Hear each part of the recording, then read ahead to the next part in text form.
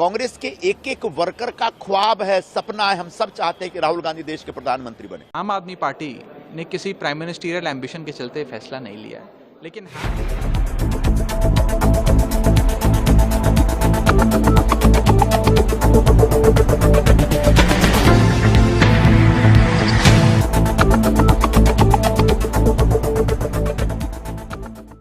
नमस्कार मित्रों, इंडिया की तीसरी बैठक से पहले कई सवाल सिर उठा रहे हैं और इन सवालों में सबसे बड़ा सवाल यही है कि INDIA यानी विपक्षी दलों के इस गठबंधन का प्रधानमंत्री का चेहरा कौन होगा। ये सवाल सत्ता पक्ष की ओर से ज़्यादा उछाला जा रहा है।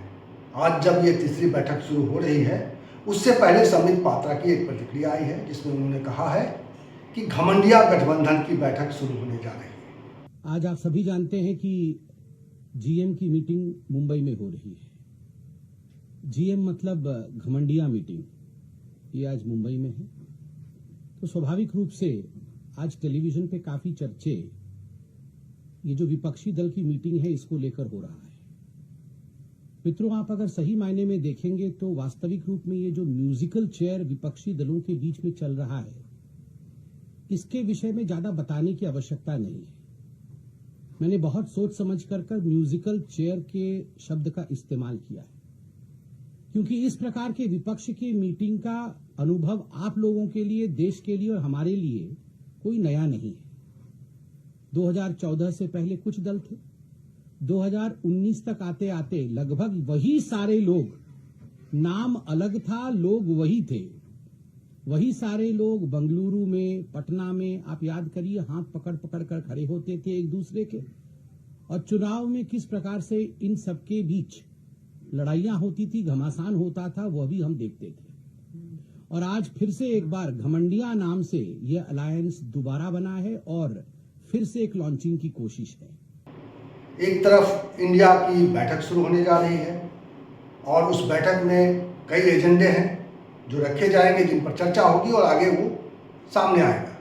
लेकिन उससे पहले ये सवाल ज़्यादा प्रमुख हो गया है कि इंडिया की ओर से प्रधानमंत्री का चेहरा क्या कोई पेश किया जाएगा। इस सवाल पर सभी दलों की ओर से कुछ न कुछ प्रतिक्रिया आ रही है, लेकिन कांग्रेस ने साफ किया है कि राहुल गांधी कांग्रेस के तो उम्मीदवार हो सकते हैं।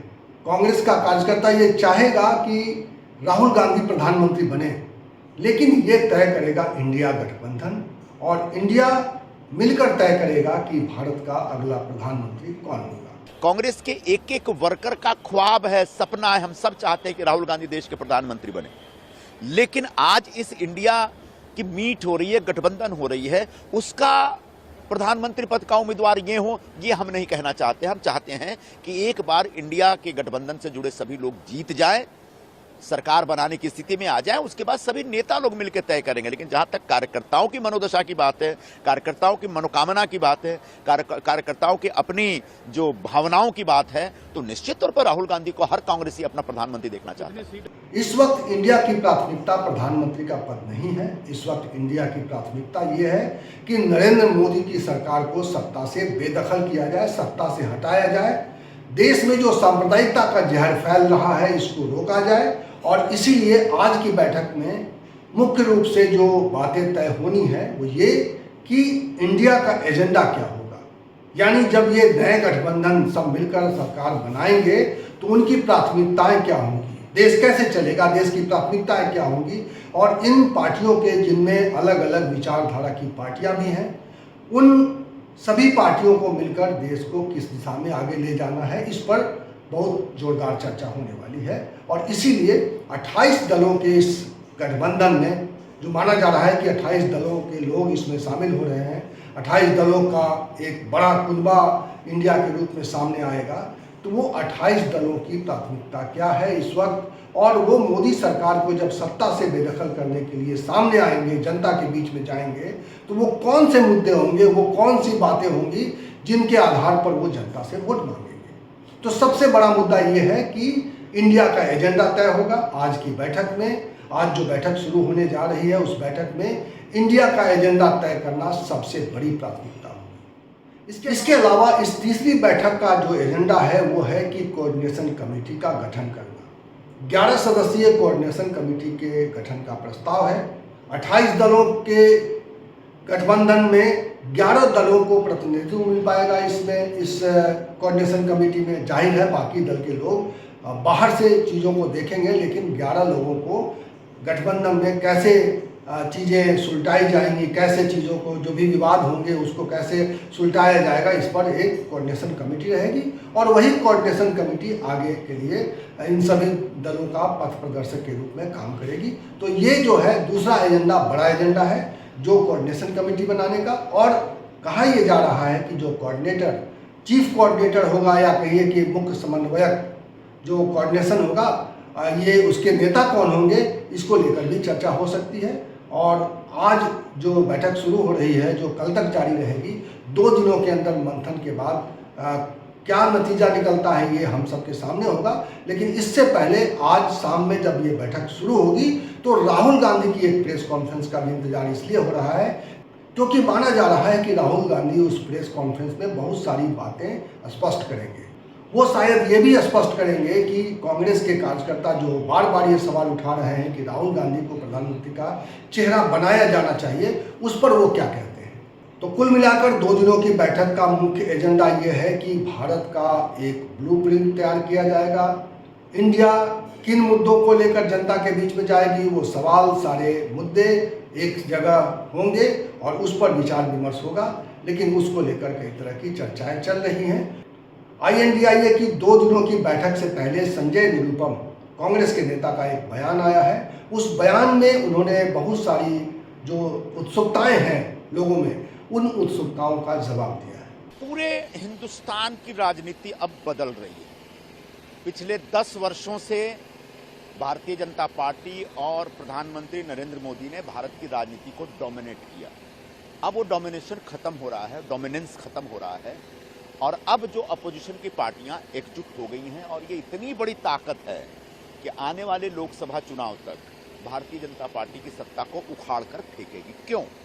क्योंकि पिछले 10 वर्षों में महंगाई बहुत तेजी से बढ़ी है, बेरोजगारी बहुत तेजी से बढ़ी है, उसके बाद जो सामाजिक वातावरण बहुत प्रदूषित हुआ है, नफरत की राजनीति की वजह से लोगों के लिए जीना मुश्किल हो गया है, जो नियम कानून कायदे के ऊपर कुछ काम नहीं हो रहा है, तो उसकी वजह से तमाम जो भारतीय जनता पार्टी विरोधी पार्टियां हैं वो एकजुट हुई हैं और जिसकी वजह से इंडिया का एक नया एक बड़ा स्वरूप तैयार हुआ है। तो पहली मीटिंग में 16 पार्टियां थी, दूसरी मीटिंग बेंगलोर जब हुई तो 26 पार्टियां हुई और आज यहाँ पर 28 पार्टियां मिल रही और आने वाले दिनों में भाजपा विरोध की और भी पार्टियां इसमें शामिल होंगी और एक बहुत बड़ा एक राजनीतिक ध्रुवीकरण होगा जिसकी वजह से भारतीय जनता पार्टी अल्पमत में आ जाएगी। सबसे बड़ा उलटफेर यही होगा कि मोदी सरकार को जाना पड़ेगा।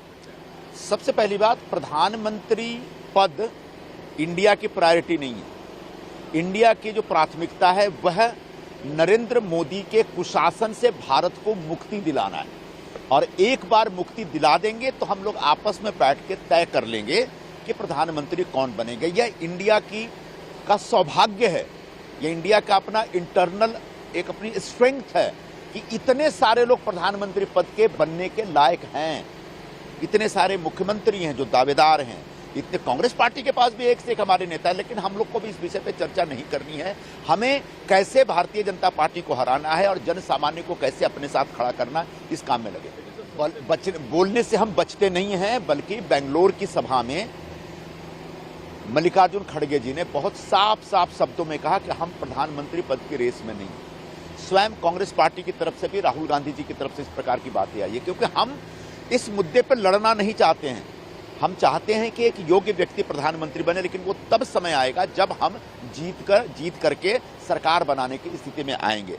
अब जो छोटी छोटी पार्टियां आप जिनको कह रहे हैं, सभी पार्टी के कार्यकर्ताओं का एक स्वाभाविक उनका एक विश्वास होना चाहिए कि मेरे नेता प्रधानमंत्री बने। इसमें कुछ गलत नहीं है, यह स्वाभाविक भी नहीं है और राजनीतिक भी नहीं है और इस प्रकार की भावना सभी पार्टियों के कार्यकर्ताओं में होना एकदम उचित है। लेकिन इस बारे में फैसला आने वाले दिनों में होगा। आपके सवाल का जवाब आपके पास ही है। आपने जो सवाल पूछा उसका जवाब आपने खुद दिया है। पूरे इंडिया के गठन के बाद से भारतीय जनता पार्टी के पैरों के नीचे की जमीन फिसल गई है। जिस तरीके से इंडिया नाम को बदनाम करने के लिए स्वयं प्रधानमंत्री की तरफ से इसको एक आतंकवादी संगठन से जोड़ा जाता है, उसके बाद इसमें घमंडिया वगैरह, वो ये सब इनकी परेशानी है। ये कहीं ना कहीं इंडिया का जो एक आकार बड़ा बनता चला जा रहा है, जिस तरीके से अपोजिशन पार्टियों के समर्थन में जन सामान्य जुटता चला जा रहा है, उससे भारतीय जनता पार्टी परेशान है। और उस परेशानी में वो इस प्रकार के बयान देते रहेंगे कि ये मौज मस्ती, कोई मौज मस्ती नहीं कर रहा है। आज मुंबई की बैठक में कल इंडिया का एजेंडा तय होगा।